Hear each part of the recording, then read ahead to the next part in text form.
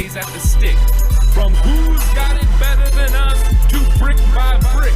It's always the 49ers way, from off-season to game day. Yeah, we talk back. It's the 49ers Cutback.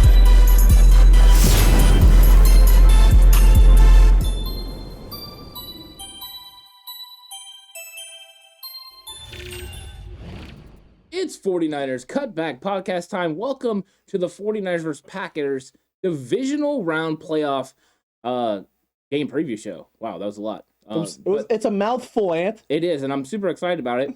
I'm actually hoping that's a mouthful for the 49ers. They take a big chunk out of the cheeseheads, eat it, cheeseheads, and win the football game. Or as my little brother Xavier would say, suck it, cheeseheads. Hit the graphic.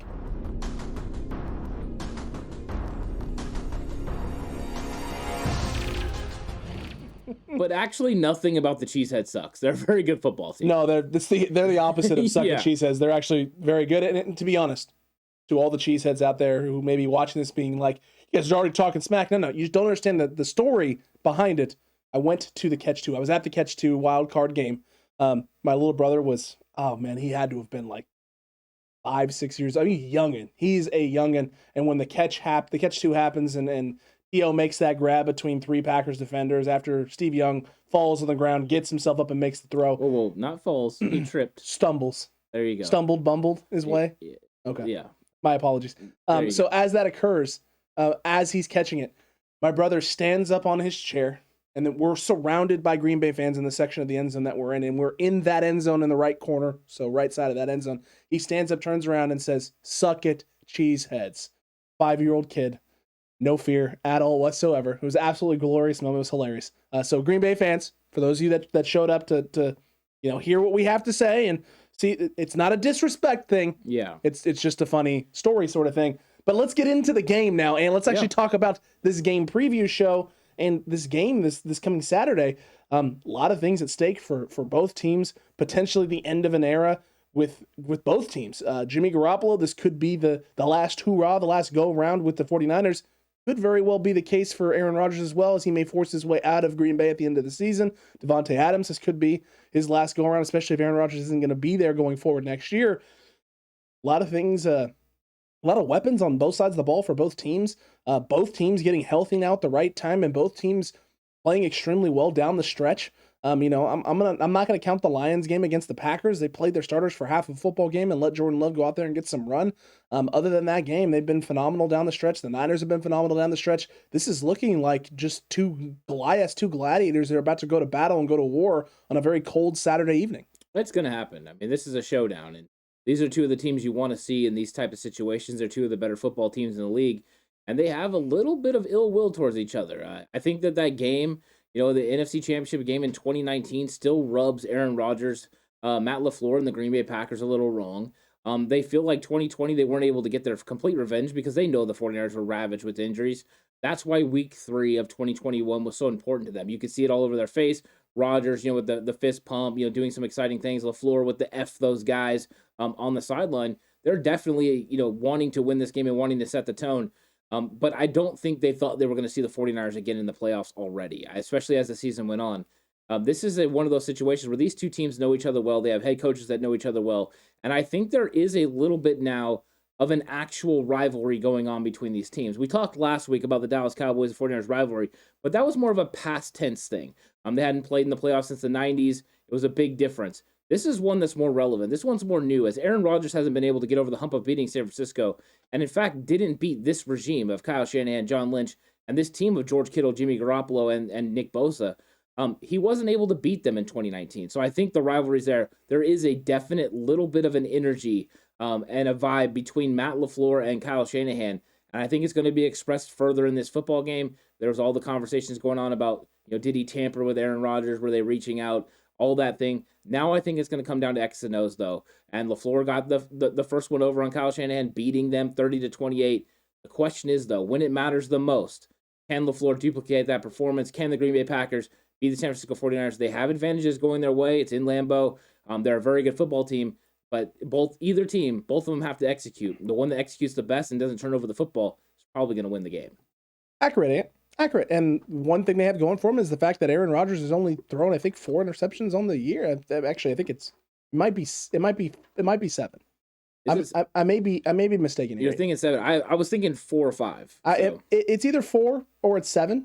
I know that's a sliding scale. I know that's very J Hill-esque of me. 4 or 7, not 4 up to 7, but 4 or 7. You're skipping 5, 6. That's true. It's not 5 or 6. I don't believe. I think it's either 4 or 7. I looked at the numbers right before we went live. Let's put it this way. It's a stupidly no number. I can tell you that. On top of the 4,000 yards passing, Jimmy Garoppolo has thrown himself double-digit interceptions this year. So this is something that 49ers fans are always worried about. And you got to imagine, right, with everything that's going on with Jimmy Garoppolo, it's a problem. It's a problem with his shoulder and everything that he's been dealing with. And I have now received confirmation with 100% certainty. Yeah, it is 4. It is 4 interceptions. 4 interceptions in an 18-week season, 17 games. Very ridiculously no number. Something that he doesn't do is throw a lot of picks. However, this is a big however, Ant. There have been a lot of opportunities for the 49ers interception-wise this year against a lot of good quarterbacks, and the front is playing better than it ever has been. Is this a week where maybe the Niners could create some turnovers, you think? Well, and through history, Aaron Rodgers throws interceptions to the 49ers. That is true. It didn't matter if it was the 2012 playoffs, if it was the 2019 playoffs. It just seems that Aaron Rodgers throws interceptions to 49ers. And a lot of that is because the 49ers get ahead. And then Aaron Rodgers feels like he has to make something happen. He had a couple deep throws. They were usually on very deep throws. Richard Sherman, of course, sealed the one in 2019. So I think there's going to be opportunities for the 49ers to get turnovers. And unless Aaron Rodgers is able to duplicate the performance that he had the first time in week 3, he was able to get the ball out in 2.3 seconds, which is absolutely ridiculous. They get the ball to his playmakers and let them make plays, especially Davante Adams. Adams was playing at an all-time high. The dude has just had a crazy good year. And his best statistical year in Green Bay. Right, and even though I'm a 49ers fan, he's one of my favorite players. I've liked him since he was at Fresno State. Famously, I was one of the ones pining for the 49ers to draft him in the first round. I was very upset when they did not. I just really liked him. I thought he was a great player. He's from the Bay Area. True. He would have fit in nice in San Francisco. But, of course, Trent Balkey is Trent Balkey. And he made a bad choice on this. Apparently, Davante Adams didn't have a history of injuries.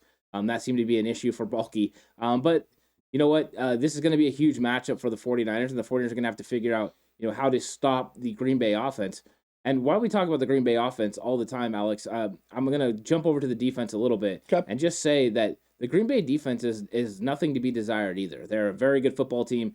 They really get after it. They have a linebacker that can fly around and make tackles. They have edge rushers that are getting healthy at the right time. And they have a secondary like Jair Alexander that can play very well at times. And he can lock someone down if he really gets his technique on point and he's able to, be able to hang. Of course, Brandon Ayuk did mix him up a little bit with the swirl route for the touchdown in the first game of the year, week 3, their first matchup. So I think there's going to be opportunities there, but it's one of those things where I have respect for what Green Bay does on offense and defense. I think they're a good football team. The one area, though, that we don't always get into is special teams, where they're number 32 in DVOA. That means they're graded out to the absolute worst special teams unit, which is a good sign for the 49ers because we're sitting at 27, like 5 spots up, like, yeah, we got you. So maybe the 49ers can make enough plays on special teams to counteract what Green Bay does on the other sides of the ball. Mason Crosby Smith some field goals this year, take advantage of that. Trenton Cannon with a huge return against Green Bay in the first matchup. Maybe special teams could actually be a difference maker. And boy, would that just shake people and rock people's world if Richie Hightower and the special teams did something. I did a Wow That's Bold not too long ago. The special teams was going to show up in a big way. You did. And in that game, they showed up in a big way and caused turnovers and made plays. Are you predicting it for this week? You think I'm going to double down later and choose the special teams doing something big again? Look into my eyes. There's a chance. Yeah. There's a chance. Cutback crew, you're not gonna want to miss Wow That's Bold. So you're gonna want to stick around. And Green Bay's fans, I mean, if you're here and you're not enjoying this preview show, I apologize. But look, at the end of the day, we're trying to just call it like we see it with this game. This is going to be a tough matchup across the board. It's going to be a tough matchup. What the Green Bay does offensively and the weapons they have, defensively the same thing as well. The weapons they have and the pieces they have a team that's built to win football games. They won 14 on the season. I mean, they're 13 on the season. They won 13 on the season. They had the bye week. I was anticipating that they played in the wild card, but they had the bye. They didn't have to play. They got to watch everybody else have a good time. But 13 wins on the season is an incredible number. It's a lot of wins. You lead the league in a lot of different statistical categories. They do a lot of the good things offensively, and have had a lot of success.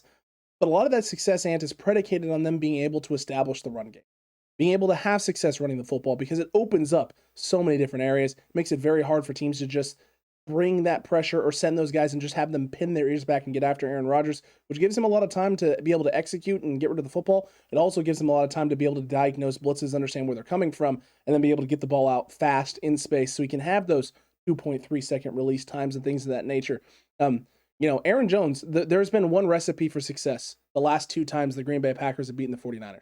It's been Aaron Jones being able to touch the rock, have success running the football, and rushing for over 100 yards. When he's done that against the 49ers, the Green Bay Packers have won. When he hasn't done that against the 49ers, the Green Bay Packers have lost the football game. I think this is one of the biggest things coming into this game is going to be these two. And that's why, it was my defensive key matchup. It is stopping Aaron, both Aaron Rodgers and Aaron Jones. I know, Cutback Crew, they're both named Aaron. That's why that graphic works so well. But look, you have to be able to slow them both down. The best way to be able to slow down Aaron Rodgers is to shut down completely Aaron Jones. If you're able to shut down Aaron Jones and prevent him from getting going offensively with their run game, being able to gash the 49ers, then you're going to be able to put pressure on Aaron Rodgers, get sacks, hurries, things of that nature, and make him make those mistakes that you need him to make in order for them to lose football games.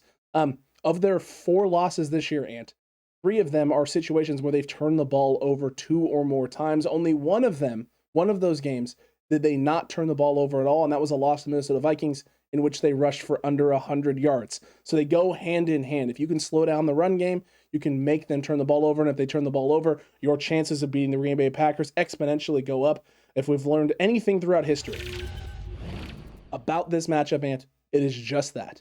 It is that Aaron Jones is a problem, and if you can slow him down and make him less of a problem, then the Green Bay Packers become more one-dimensional and more predictable, something that DeMeco Ryans kind of hinted at the other day, in which he basically stated, they're not doing a whole lot of things differently. They're just efficient. They're a well-oiled machine.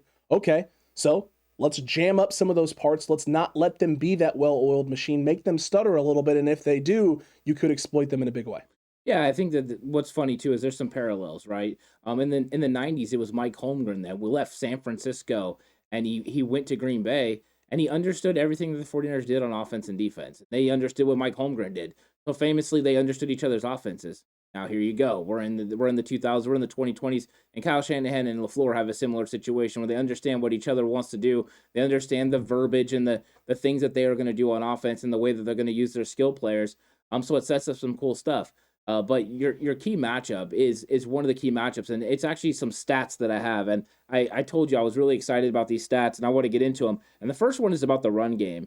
And the 49ers are the NFL's only defense to allow less than 1 yard before contact.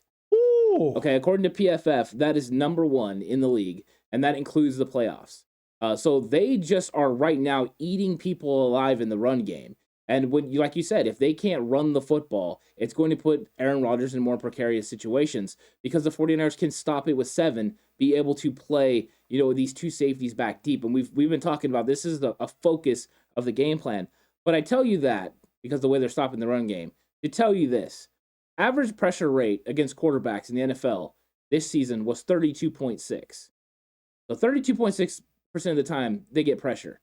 49ers last 6 games go like this: 47.5, 15% higher, 64.1, 35.3, 41.7, 48.6, 48.1. Oh. The 49ers are pressuring, especially over the last 2 games, almost 50% of pass snaps are getting after the quarterback and putting pressure on him. That is an all-time high. Aaron Rodgers, with pressure in his face, completion percentage drops to 38%. Oh my. So there are some stats for your behind. Ant. And a reason why the 49ers have a chance to win this football game. The things that they are doing well match up with things you have to do well to beat Aaron Rodgers. That's why Dan Orlovsky says this is a bad matchup. That's why Ryan Clark says they're just a good football team. But it's predicated on that front 7 like you've talked about.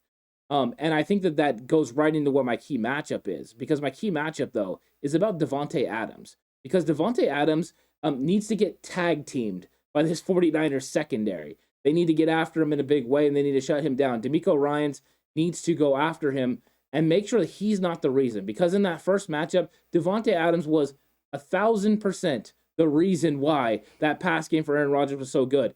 When it came to pivotal third downs, when it came to needing a touchdown, he was the one making the play, whether it was back shoulder, back corner, coming across the middle, whatever it was, he was getting the rock. It was nasty. And he's just one of those guys. And the fact that he's had a career year with over 1,500 yards receiving has been impressive. What's not so impressive is the other guys that are with him. They're like the John Cenas, right? You can't see me. They barely show up. But when they do, I mean, they make some plays. But listen to their numbers. Lazard had 513 yards. Scantling had 430, and Cobb had 375. Those are the guys you have to make beat you. You need to take Davante Adams away. Now, the Ravens tried. We heard about that, including triple coverage. Davante Adams didn't like that a whole lot. He hopes this is not a trend. Well, guess what? Suited up when you're playing the 49ers. Get ready. The tag team is going to be all over you because you're going to have at least one corner and one safety wherever you go. And if there's not a linebacker hovering around, I'll be completely shocked because you would think Emmanuel Mosley or Ambry Thomas can man up somebody, whether that is Scantling or Lazard, and also K1 Williams and Jimmy Ward can man up somebody or a couple of guys and really give them a lot of problems. So I think this is the key matchups that we talked about are key matchups for this 49ers for sure. They need to win these big matchups. They 1,000% do, Yeah. and those were some stats for your behind. I've been researching. I've been working. I mean, you've been researching. Yeah. We've both been watching a lot of film We this have. week. We I have think been watching. we've been watching probably more film this week than I think any other week. Yeah, definitely putting in the extra time and the effort to watch as much film as possible to formulate our opinions on how the 49ers are going to attack. Because I really did want to see if there were ways for the 49ers offense and defense to be able to stop Green Bay. Green Bay's offense was so dynamic the first time. The way that they were able to get the ball out was frustrating. And the 49ers have Josh Norman, who can get beat deep. And a big part of that game, Alex, was the pass interference calls. 49ers were getting hit with, I think they got hit with 4 defensive pass interference calls in that game. Every single one of them was deep downfield. Yeah. So huge chunk opportunity for Green Bay, and they were almost always exclusively on third downs. They were. And I remember Yammer Lenore got one in that game. You got some from Josh Norman, of course. Sure. And then that's what happened is you got the injury to Josh Norman. You had the injury to K1 Williams on the first drive. You have an injury to Josh Norman before halftime. Yet the 49ers were able to recover with Diameter Lenore playing outside, sometimes Dante Johnson playing outside, and make that a 2-point game. And Dante had a PI as well in that game. Oh, of course he did. Yeah, and I believe one of the saves, I think Tart had one. Tart had one. Yeah. So the thing is even though they were stricken in that situation, we all believe the secondary's better now. Yes. But even though they were stricken, they were still a 2-point loss to the Green Bay Packers team in Week 3. And the Green Bay Packers got their running game going in that game. However, will they be able to get it going against this front seven this time? This front seven's playing different. Yeah. This is not the same front seven that we saw early in the season. The move to the interior for Eric Armstead has basically elevated Armstead and DJ Jones all at the same time while, allowing Samson Ebukam and Nick Bosa to thrive, your linebackers to be free to be able to move around. And we haven't, up until last week, we didn't see the Niners defense at full strength, the front seven at full strength anyway, because we didn't have Azeez Al-Shaair and Dre Greenlaw and Fred Warner on the football field. Well, we got to see it against the Cowboys. And guess what? How about that Cowboys running game, man? How about it was non-existent? It didn't exist. A couple good runs by Zeke and Pollard, and that was it. That was it. I mean, that was it. They got completely shut down. And they went away the from front it. seven. They abandoned it. Now, Yeah. there's one thing I know about LaFleur. LaFleur won't just straight up abandon it. No, he won't. He will not do it. That's just not something he's going to do. So you're going to have to do it for 4 quarters. You have to be able to do this successfully, consistently for 4 quarters this week against this Green Bay team and Aaron Rodgers. And Aaron Rodgers will check into runs if he's got favorable run boxes, and will test this run defense with 7 in the box.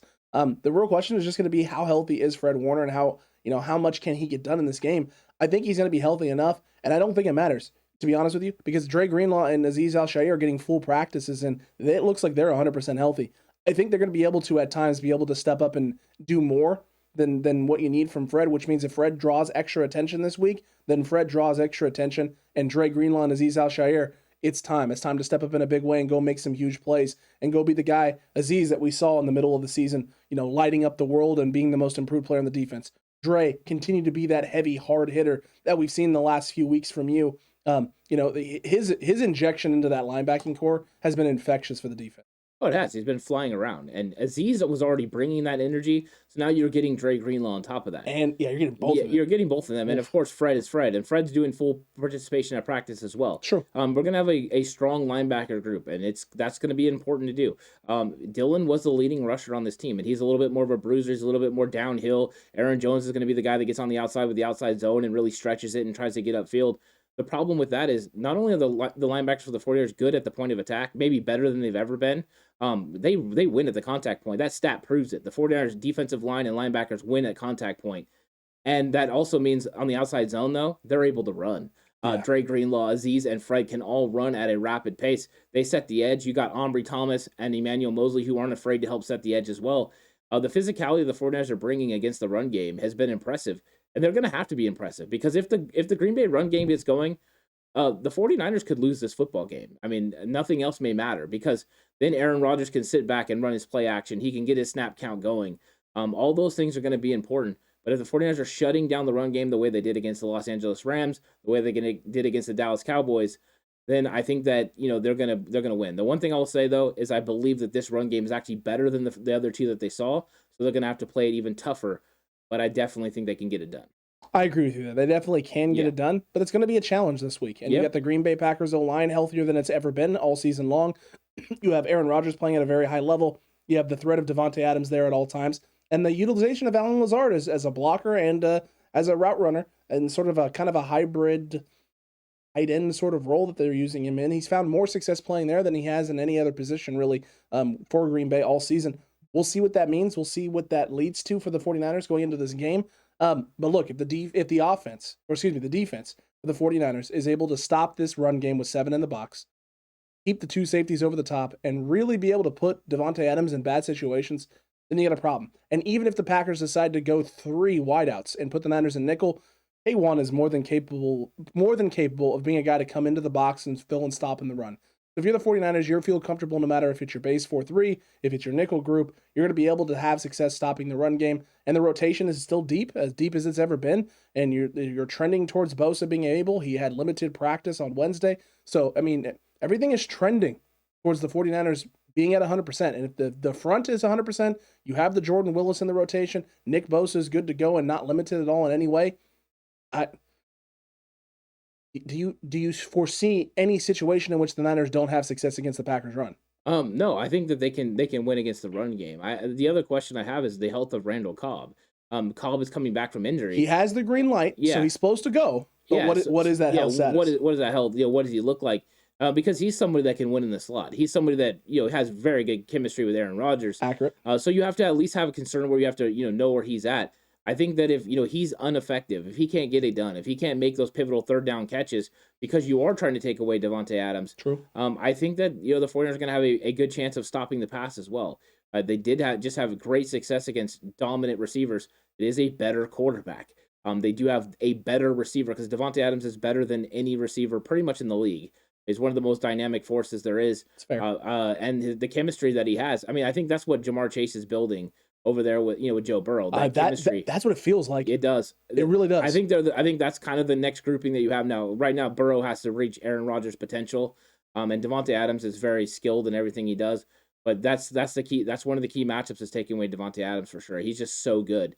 But I think the 49ers, the first step is stopping the run. And that was the same against Dallas, same against Los Angeles. It's going to be the same for the rest of the playoffs, whether it's Tampa Bay or it's Los Angeles that you play in the NFC Championship game. Do you mean to tell me that running the football is kind of important in playoffs type football? Yeah, it's amazing. I mean, it's not... Unless you're the Buffalo Bills? Yeah. Well, I mean, they even got a little bit of run game going because you got to count Josh Allen's stats of what he does in the run game. And Singletary, if he actually finished with 80. Yeah, Singletary was pushing piles. I mean, it was tough running. Tough sledding. I mean, wish they would have just gave Matt Breida back to us at some point in the season, but we don't need him now. No, not at all. We're established because we got Deebo Samuel, but yeah, I think that the 49ers defense, it matches up well against Green Bay. It doesn't mean Green Bay won't go off and just change things because whenever you got special elite players, transcendent players like Aaron Rodgers, Hall of Fame guys like Davante Adams, true. It always makes it tough, but you got to feel good about your situation and the matchups that you've been kind of pitted against each other. So I think this is going to go a little bit different than the first time that they played. I don't think Green Bay will get out to a 17-0 lead. I think this one will be closer early on. I agree with you on that. It will definitely be closer. I foresee a situation where the Niners could jump out to an early lead as well. But look, I don't expect that. I don't expect the Niners to jump out to an early lead. I expect both these teams to go back and forth early, as both coaches have excellent game plans to start, and then it's going to come down to adjustments and execution. Who adjusts first, who adjusts better, and who executes said adjustments and takes away the things they need to take away. We'll see. But on the offensive side of the ball, you want to get out to a hot start. You need to get out to a hot start, and you have to be able to take care of the ball, do the things you need to do, move the ball, run the ball effectively. You want to stop the run on one end, and you want to be able to get your run game going on the other, because the 49ers have shown, and when they're able to run the football against pretty much anybody, but especially against the Green Bay Packers, it becomes very, very hard for Green Bay to be able to slow down the 49ers in terms of what they want to do in the run game or with the pass game, because they have to commit so many guys to the box to accomplish it. Or the other side of the coin is their offense gets so out of rhythm because of how much time they're spending on the sideline that it just hands the ball back to San Francisco, who's then able to build up the momentum you've already created and established. This run game for the 49ers has been dynamic since about the midway point of the season. We saw how effective it can be against the Rams and a lot of other teams. When the Niners are able to run the ball 30-plus times in a game, it becomes very hard to slow them down and stop them. And the addition of Deebo Samuel basically intermixing with Elijah Mitchell and Kyle having to find the balance between who should be carrying the rock at certain times and when you should just be rolling with one guy has been phenomenal. He's been very pinpoint with it all season long on top of it, especially since they started incorporating Deebo into the backfield. How big is this run game going to be against the Packers? It's absolutely huge. First off, because it keeps Aaron Rodgers on the sidelines. Accurate. If you're able to run the football, and we've seen that. You're right. History shows that. But that's why it's my key matchup, Alex. I got this 49ers run game against the Green Bay Packers front seven. And I'm showing Deebo Samuel and Elijah Mitchell, and I'll tell you why. You got to grate this Packers D, but you're going to be doing it with two guys you didn't have the first match. It was Trey Sermon. It was basically Trey Sermon the whole game. It was Trey Sermon and Kyle Juszczyk. Yeah, and Kyle Juszczyk, and that was it. And of course, Trey Lance, of course, had the 1-yard touchdown run from the goal line, but that's what it was about. They didn't get to see Elijah Mitchell. They didn't have to worry about Deebo Samuel. The way the 49ers are moving Deebo Samuel and Elijah Mitchell around, the way they're bringing in Jeff Wilson to help block, they're putting personnel groupings together that put a lot of stress on the defense. And that's the thing. You just don't know what you're in now. The way the 49ers are going to personnel groupings with 3 wide receivers and then having Juice on the field, it's changing the way the game is played, because now you've got to prepare for it. Could be pass, it could be run. Before it was a little bit more defined. Oh, here comes Charlie Warner. We know it's going to be a run. Maybe every once in a while they run a play action pass or whatever, but you're not worried about a safety or a linebacker covering him. But now the matchups are different because these wide receivers are able to block the way they are. But really what it comes down to is Elijah Mitchell finds holes. Elijah Mitchell wins against contact. He's one of the best when contact happens at getting extra yards. And Deebo Samuel's an absolute animal. The fact that he went up to Kyle Shanahan, and I don't know if you got to see him mic'd up. I did. He walks by Kyle Shanahan and says, hey, give me the ball. And Kyle kind of says something to him, and then he goes in and he scores a touchdown. He goes to the sideline and says, I told you. And Kyle says, thanks for telling me. It's one of those things where he's just a dynamic runner, and he adds physicality to it. Elijah Mitchell adds that physicality, and it sets the tone for the offense. We've talked about this a million times. Jimmy Garoppolo is better when he has a run game going for him. But it's not just Jimmy Garoppolo. It's Tom Compton. It's Daniel Brunskill. It's Laken Tomlinson. It's Alex Mack. It's even Trent Williams. All of them are better when the run game is going. Anytime you're a lineman and you can go forward more than you are going backwards for pass sets, that's a good thing. So I think that it's always going to be that. It doesn't matter if it's Jimmy Garoppolo or Trey Lance in the that runs the quarterback position. We know it's going to be Jimmy in the playoffs, but I'm just saying in the future as well. It's all about getting the run game established. That is the formula for the 49ers, and they need to do it against Green Bay. And if they're able to establish this run game the way they did against Dallas, they definitely could be strapping it up, in the NFC Championship game the next week after that. It was beautiful, Ant. It was gorgeous. It was everything that it needed to be because it's the truth. Look, can the Green Bay Packers slow down the run? They might be able to, but they're one of the worst teams in the league at doing it and accomplishing it. Their DVOA is what I think 32nd, I believe is what I saw, or 31st. They're one of the worst teams in the league against the run. It may have been 31st if I'm remembering correctly the stat that I saw. So look, the Niners have a situation here where the injection of Deebo Samuel has been 2019-esque with Raheem Mostert. It's had the same sort of impact. The only difference has been is that Raheem Mostert went off and did bonkers crazy things. 28th. Okay, my apologies. Yeah. 28th. So Packers fans, I I did you a disservice there. I apologize. I slotted you 3 slots lower than you should have been. My bad. Tell me. Yeah. I apologize. The DVOAs are pretty impressive, actually. I mean, maybe we can get out there real quick, Alex. Go ahead. Hit him. Yeah, so you got the San Francisco 49ers overall DVOA is 5th for a team. Okay. They're 6th on offense, 4th on defense. Nice. The Green Bay DVOA is 9th total, 2nd on offense, 22nd on defense.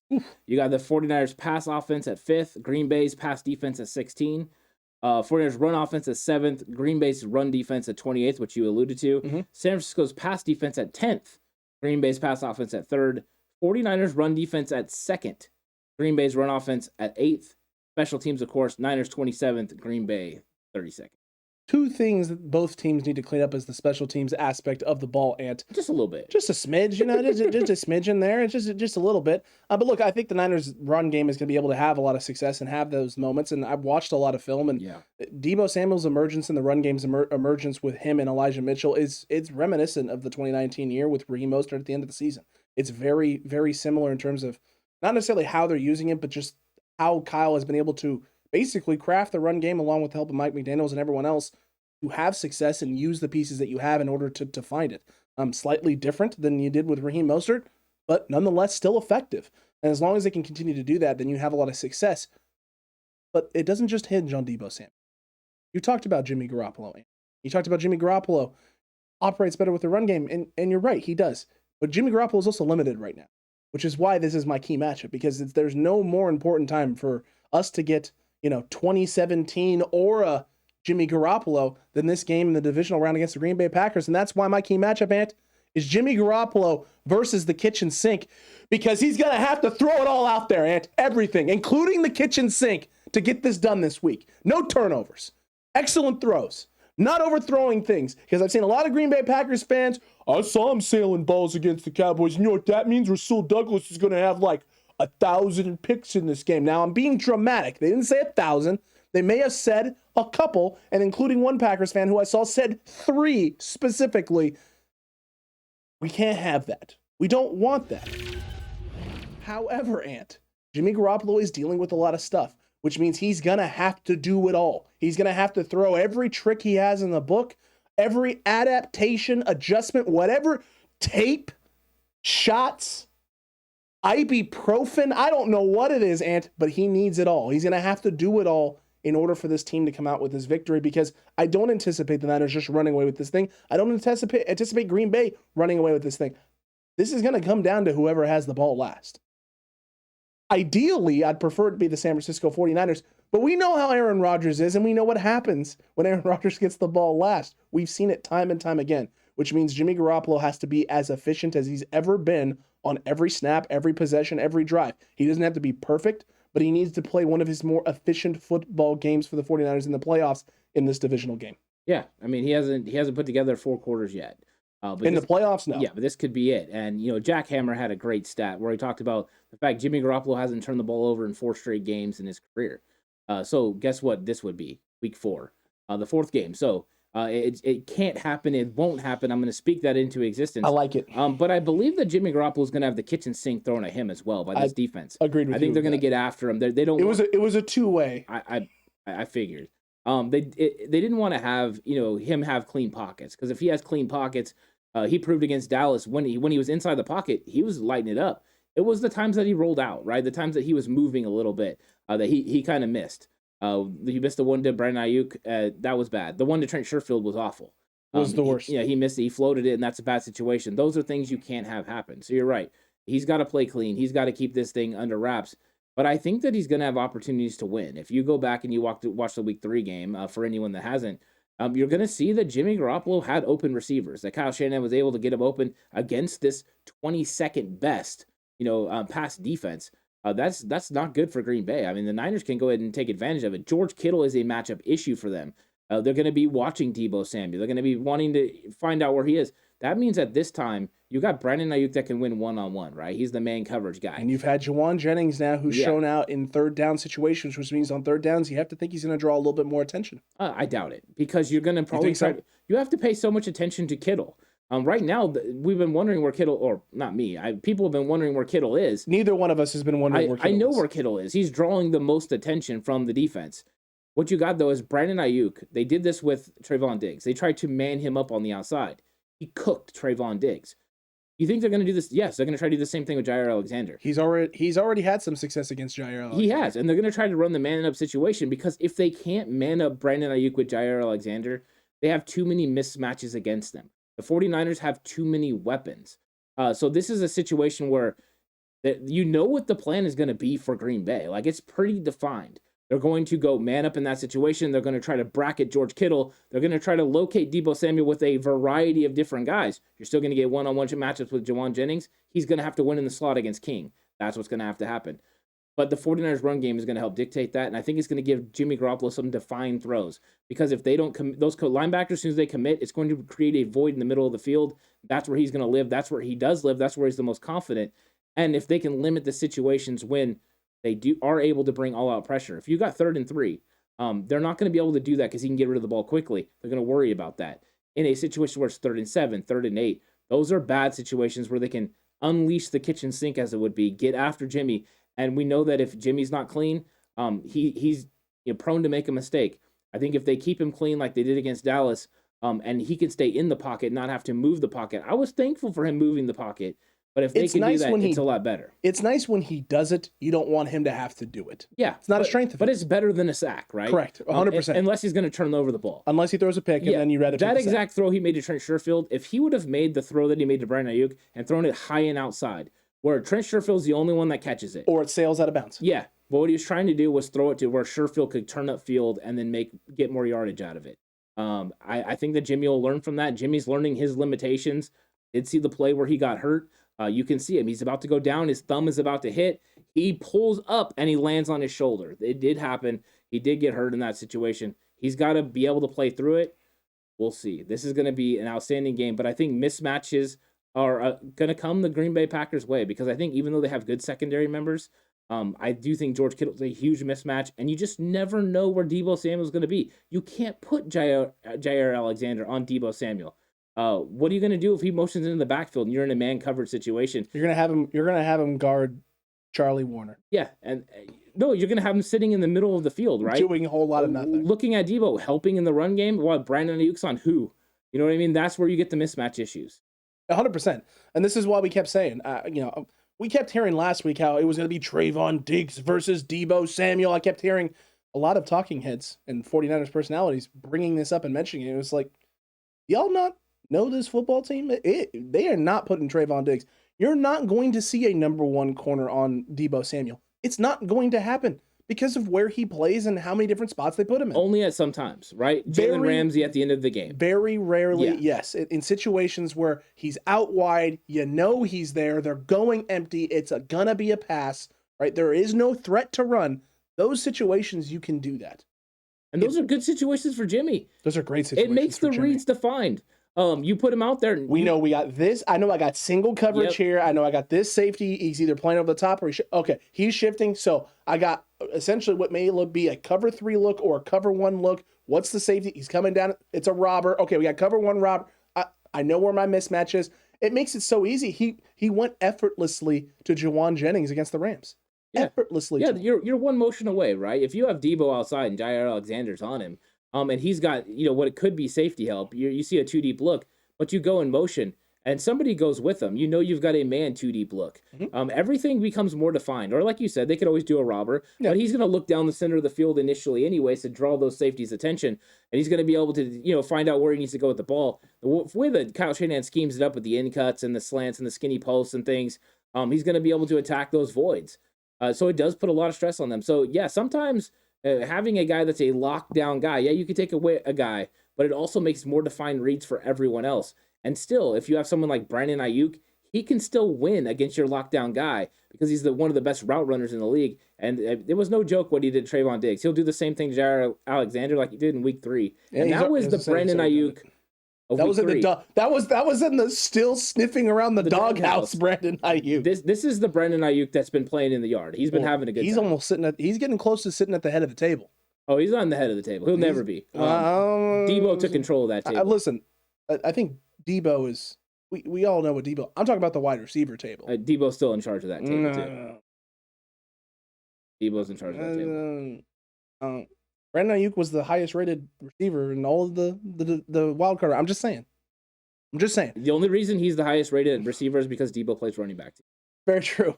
He's the wide back. Debo does it all, and he is. He does do it Debo. all. This is the thing. Debo is the reason Ayuk gets single coverage. 100%. He's the reason that those things happen. 100%. Yeah. I think the Niners have hit the jackpot in terms of with the wide receiver and the tight end room, because there's so much talent there. You can't really. You can try and double somewhere, but if you double somewhere, it's a problem. This is why we talk about the Packers, as great as the receiving core is and Aaron Rodgers is, it is elevated because of Davante Adams. If you take Davante Adams out of there, that receiving core becomes much less dangerous. If you remove Deebo Samuel from the wide receiving room and put him in the running back category, you still have problems. Brandon Ayuk is still a problem. Yeah. Travis Benjamin's speed, still a problem. Trent Sherfield and his chemistry that's still there for the most part with Jimmy Garoppolo is still a problem, but Juwan Jennings' elevation and what he's been able to do has now put it in a situation where if Deebo's in the backfield, you have Juwan out in the field with Kill, with Ayuk, and with a Kyle Juszczyk. You're basically running an empty set, but with one of the best running backs in the league in Deebo Samuel in the backfield. Well, the 49ers, what they did was go out and get a perfect complement for Deebo Samuel. Correct. You saw what Deebo could do in 2019, and you said, we're going to get the perfect complement. Emmanuel Sanders complimented Deebo Samuel, but not to the level because he couldn't win one-on-one consistently like Brandon's going to be able to do. That's the same thing you got going in the blocking game or in the running game with Kyle Juszczyk and George Kittle. A perfect complement, pieces that fit together. And when you put those four pieces together, it's pretty much lights out as far as offense goes. They can run block, they can catch in the passing game. That's why the drafting has been so important. It's not always about going and getting the best player, but going and getting the best pieces that fit together and also fit your offense. You want the picture to be diverse, dynamic, to be able to do a lot of things, tell a lot of different stories. And right now the Niners have that offensively, and the Packers defense has not been able to necessarily have a lot of success. They gave up 30 points, 30 plus points to the Minnesota Vikings. They gave up 30 to the Chicago Bears. I was blanking on that for a second. There have been a lot of football teams that are not very good football teams that have been giving up a lot of points to and playing tight games because of it. Are they a bad football team? By no means. No, and they're getting guys back. No, and they're getting guys back, but this is a team that knows how to win football games. They've consistently done it all year. The difference between the 49ers and the Packers is the Packers figured out really quickly what they needed to do to win football games and then became a very well-oiled machine, as D'Amico Ryan said. The 49ers knew what you had to do in football games, but were struggling to get it done in terms of execution, X's and O's, and being the team they needed to be. They lost games early they shouldn't have, and have since figured it out and turned it on late. There's something to be said about dealing with adversity and having to overcome difficulties and struggles. Green Bay necessarily hasn't had to overcome those things in terms of maybe a team aspect, but individually in certain areas they have, dealing with Aaron Jones dealing with his injury, them having to shift the identity of the run game to A.J. Dillon, Aaron Rodgers overcoming the toe and what's been going on there, the defense overcoming pieces being out, no Zadarius Smith, at times no Jair Alexander. They have had to deal with little things. Is that going to be enough to get them over the hump and help them win this football game against a team that knows them very well and vice versa and played them very tight early in the year? Maybe, but this is not the same team that they saw in week 3. No, it's not. And they're not going to come out trying to play the 49ers like they did in week 3. That whole ship has sailed. Everything you did in that first half where you came out and you won 17-0 or 17-0, got up on the Niners, those things aren't going to work anymore. Those little duck tricks, as it would be, are not going to work anymore because they're going to know what's coming at them and they're going to be able to adjust. And now the question for LaFleur is, how do you handle a healthy run game, San Francisco 49ers? It was a little bit easier last time with no run game. Technically, the last 2 times that they've played, there's been no run game. Well, I don't even worry about 2020. That's true. 2020 doesn't exist in my mind.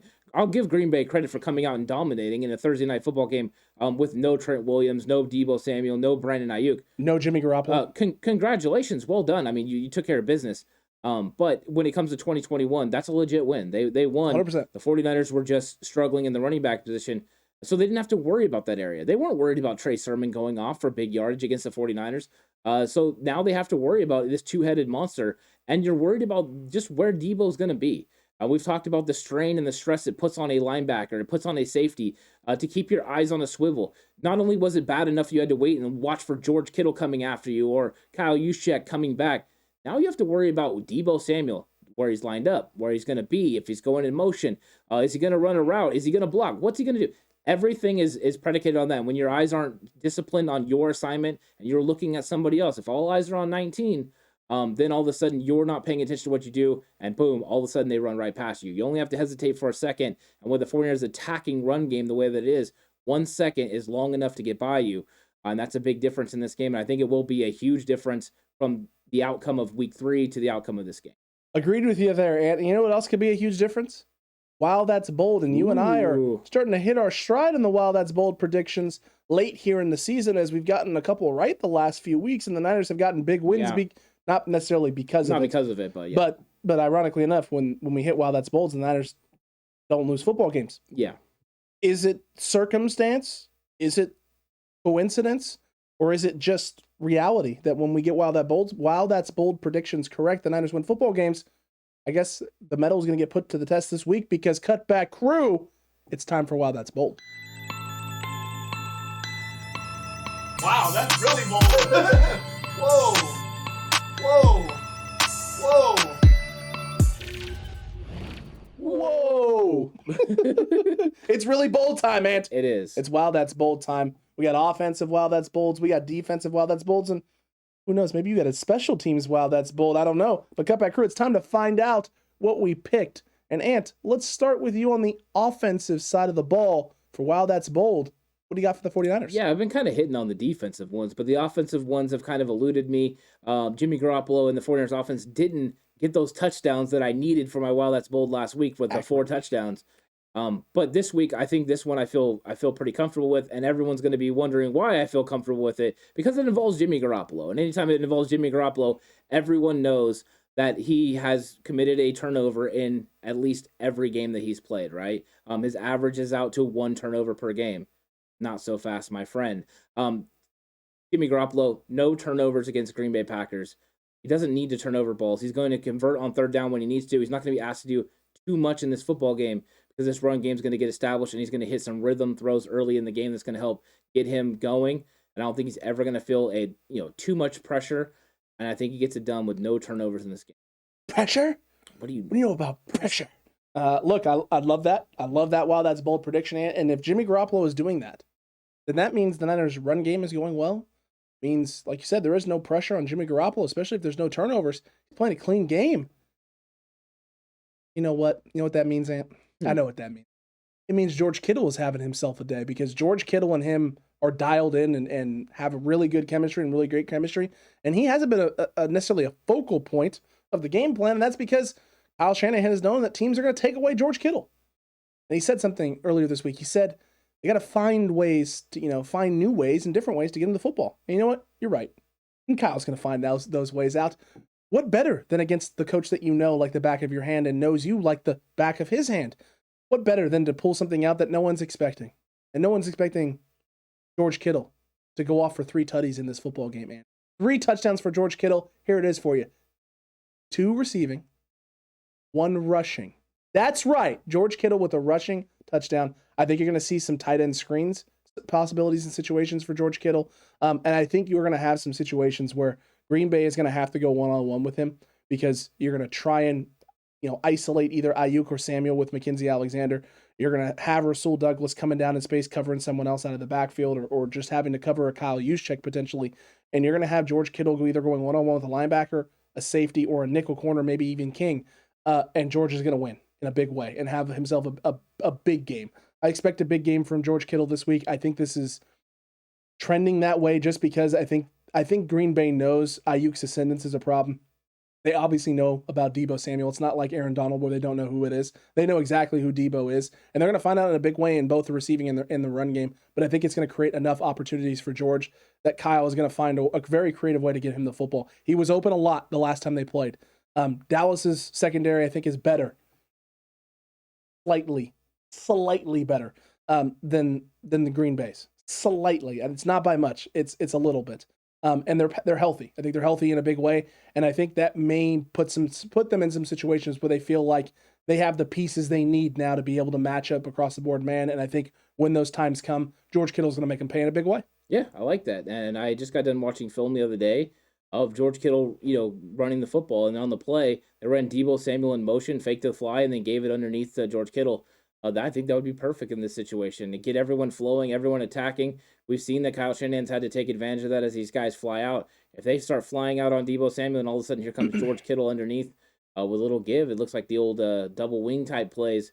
Yeah, that'd be exciting to watch. I'd love to see George Kittle rumble and bumble and stumble for a touchdown. I would love it as well, Ant. But defensively now, we got to get over to the defensive wall. That's bold.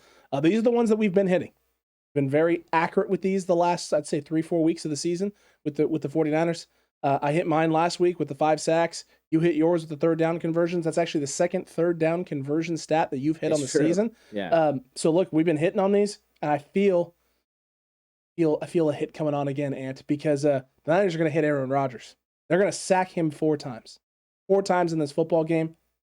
And you want to know why they're going to be able to sack him 4 times, Ant? Because they're going to have success stopping the run.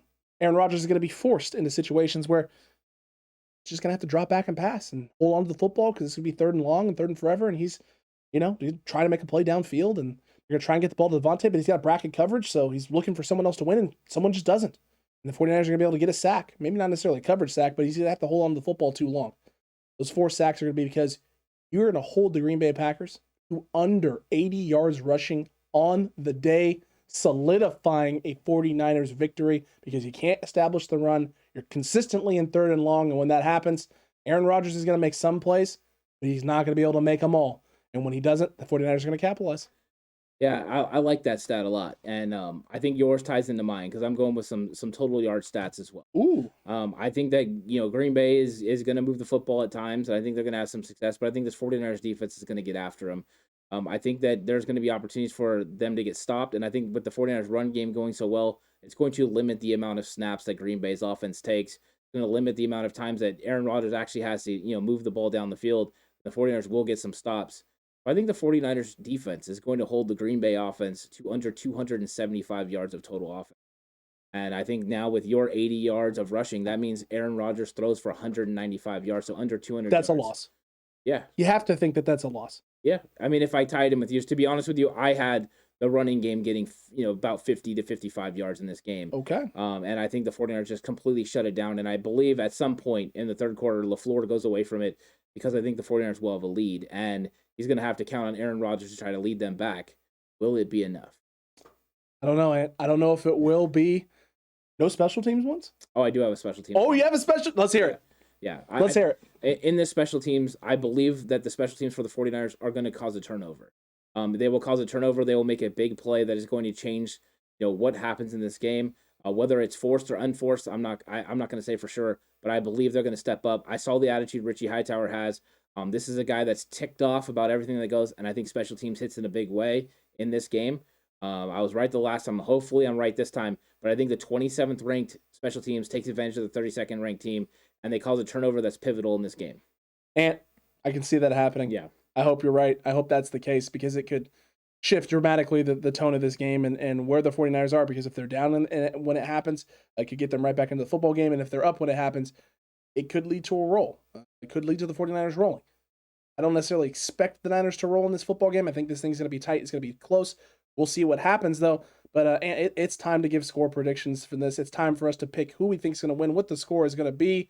Don't lock it up this week. Lock it up is officially over. Your Season 2 champ is right over there on the left side of the screen. Am I right? Yeah, I did mess with the Steves a little bit on Twitter. I did. It was fun. It was funny. His Mr. 4-0 stuff finally got to him. It should. Mr. 6-0. Mr. 6-0. I had to do it. The longest. Steves, he deserved it. He did deserve it, and congratulations to you. Tip my hat. Well deserved. Wearing a hat. I mean, the metaphorical hat. Hat. The metaphorical hat. You could just wear a hat and then you worry about metaphors. It could, but then my hair would. That's true. It's my best feature.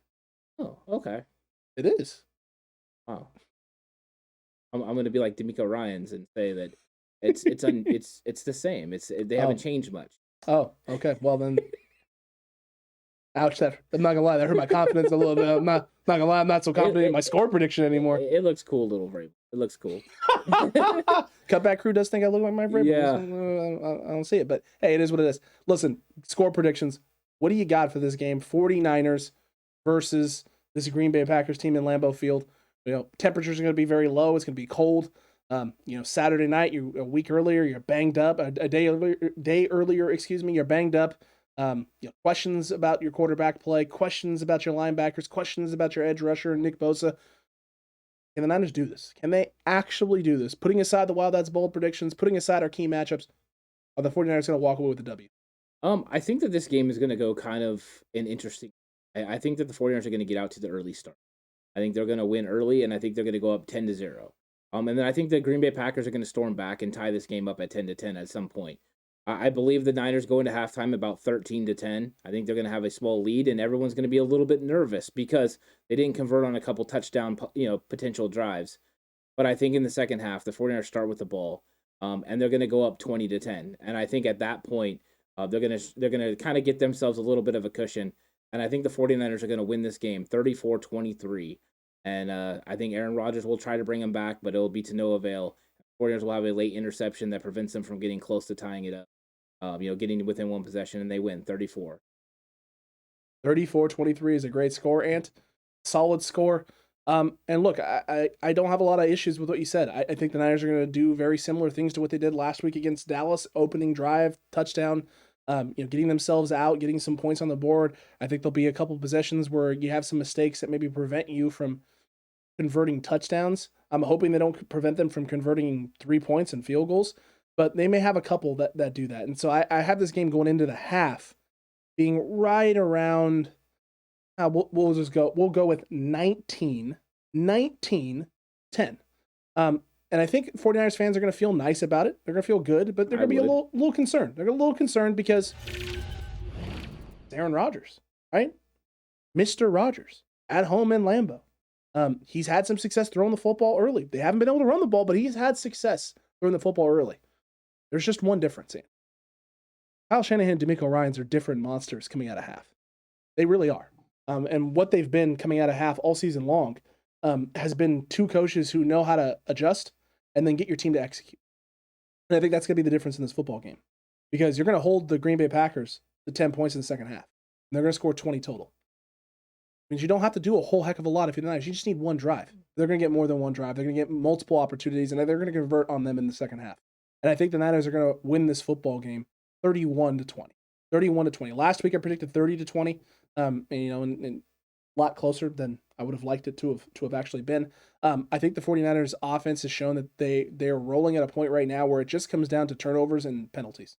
As long as you're not having silly penalties and stupid stuff to put you back once you've gotten your chunk plays and gotten yourself in a position where your rhythm is going and established, the Niners it's almost impossible. It's almost impossible once the rhythm is established for another team to prevent the 49ers from scoring. It feels like the Niners are the team that consistently prevent themselves from scoring once they've established that rhythm. And I think in the second half of this game, they're going to find that rhythm. They're going to hold it. They're going to keep it just like they did the last time against Green Bay. The only difference will be you won't have dug yourself a hole, and so you're going to walk away with a nice big W in Lambeau Field. I think that's fair, and we both picked 11-point victories. So I think it's fair to say Aaron Rodgers, Buck Rodgers, Kenny Rodgers, Mr. Rodgers, don't matter. Niners by 11 from 49ers cutback. So I think that it's going to be a good game. I think it could be even closer than that. I think at times this game is going to stress everyone out. Last week I had multiple heart attacks in the fourth quarter. I'm thinking that that's probably going to happen this time as well. I'd love for the Niners to not have that happen, but I do think the special teams turnover is going to be huge in this game, and it could flip the game in the 49ers direction. We'll see. We'll see if they can pull together. If they can ever pull together all four quarters, that means the 49ers team pulling all four quarters, and Jimmy Garoppolo pulling together all four quarters. There's not a team in this league that can beat them. No, and you could see a situation like you saw earlier in the 2019 campaign when they played Green Bay and just absolutely mollywopped them, took care of business against them. That's the All-State game. That is the All-State game, man.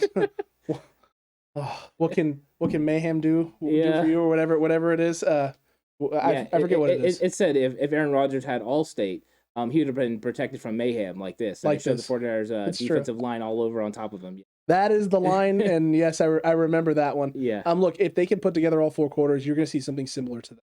The Niners haven't necessarily done that this year, per se, and so it's not like you can sit there and say it's going to happen now, but why not this team?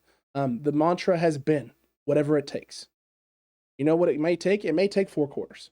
At 4 quarters in your A game is maybe what it takes, and most likely is going to be what it takes, is at least an A performance. An A performance doesn't necessarily mean you have to play a game for 4 quarters, but you're going to have to play it for at least half of a football game. Can the Niners find that rhythm and be that team for 2 quarters? Yes, absolutely. We've seen that consistently, whether it's the first and the fourth quarter, whether it's the first and the third quarter, whether it's the second and the third quarter, or whether it's just the second half. The Niners have shown that they can be that team for 2 quarters. 4 quarters of a football game, though, and would make it so that this team is very, very hard to beat. And yes, they're the 6th seed. I get that. Yes, you're on the road in Lambeau Field. Yes, it's Aaron Rodgers. Never say never. This wouldn't be the first time that a wild card team has gone this far and made it to an NFC Championship game. The 49ers match up very well with everyone that's left in the playoffs. It just comes down to execution right now, being the best version of yourself. If you can improve off last week against Dallas and be the best version of yourself going into this game against Green Bay, anything's possible. I've been saying since the beginning of the year, you don't have to be the best in week 1, week 2, week 3. You need to be the best in the playoffs. You have to get there, and once you are, that's when you need to be the best. So it's funny to say the 49ers haven't hit their peak yet. They haven't reached their full potential. And if they decide that they're going to do it against Green Bay, against whoever they play in the NFC Championship game, if they were to get there, or possibly a Super Bowl, if they were to reach their peak at this time, they'd be virtually impossible to beat, I think. I think they're just one of those teams. If they play without mistakes, if they play within themselves, and they execute the blueprint that this team has been built around, which is a great run game, getting after the rushers, and then rushing the passer, they're going to be very hard to beat. They're a tough out. Can Green Bay do it? Absolutely. They got Aaron Rodgers. They got Davante Adams. And they got some pass rushers over there. And you get yourself one heck of a head coach on the floor. Yeah, so, they can do it. But the 49ers, it's more about taking care of what you can take care of. So do the things you need to do, and I believe they can walk away with the victory. Be all you can be, San Francisco. Cutback crew, let us know what you thought about this game preview show. Did you like the key matchups? Did we miss anything? Did you not like the Wild? That's bold. They weren't bold enough. Score predictions, what did you have for the score? Put it down in the comment section below. Yes, there was no poll this week because there was no lock it up. But you know what? We'll pull up a poll after this so you guys can vote and let us know what you think about this, and we can maybe talk about it on the live stream. Yeah, make sure you hop into the live stream. It's at 4:30 on Thursday. So I don't know when you're watching this, but if you're watching this before 4:30 on Thursday, hop in and check it out. That means later today at 4:30, people. Hop in and then leave your comments and leave your questions. We're going to be populating the chat. We're going to do a full Q&A. So anything you want to know about this game, anything you want to talk about, whether it's Jimmy, Trey, whatever it is, hop in there. Hopefully a lot of stuff about the players, a lot of stuff about the 49ers game versus the Packers. And anything that you have to comment about this video right here. It'll be a lot of fun. Hop over there and check it out. It's going to be the last news update of the week, as we're going to give it there, and then the Friday Frenzy is going to kick into full effect tomorrow, so that's going to be exciting. And if you're new here, Friday Frenzy, it is 4 glorious episodes, all centered around your 49ers. Madden simulation of the 49ers-Packers game, a wonderful game plan video at 11 a.m. that you're not going to want to miss. What's good with our boy Jay in the Bay, who's going to come on and give you his 5 big things, and then a Know Your Opponent All-22 film, in which we dive into the film, take a look at this Week 3 matchup, and maybe glean some areas where the Packers had success, where the Niners have changed and definitely become a different football team, and why that may pose problems for Green Bay going into this game. We'll see what happens. We hope you enjoyed this one, though. Leave a like if you haven't already, and make sure you subscribe like Christopher Duplenty, Hephaestion, and Nathaniel all did down there, and hit that notification bell. That way you don't miss the live stream at 4:30 p.m. Pacific time. You don't miss any of the Friday Frenzy episodes when they go live. Be here for all of the content and the reaction show on Saturday. Yeah, reaction show on Saturday is going to be crazy. Hopefully we're celebrating a 49ers victory over Green Bay. If that's the case, then, we're getting excited about, the opportunity of who we're going to be playing, the week after. And we're going to get to sit back, watch the Rams play the Tampa Bay Buccaneers. And we're either going to get, the matchup of Kyle Shanahan versus McVay for the 3rd time, or we're going to get Tom Terrific versus Jimmy Garoppolo. Let's hope that is what we're going for. We want that win. We want that excitement for that reaction show. It's going to be fun. I don't want either of those teams versus Aaron Rodgers. I don't either. No, I don't either. Obviously. It's San Francisco or bust for me. Accurate, Ant. San Francisco or bust. Hopefully we're not busting. Hopefully we're celebrating a big San Francisco 49ers win, and we're marking out, as they say in the wrestling business. I like that. I would love to be marking out. Cutback crew, though, we'll catch you in the live stream, and until then, stay safe. Remember, the right way is always the 49ers.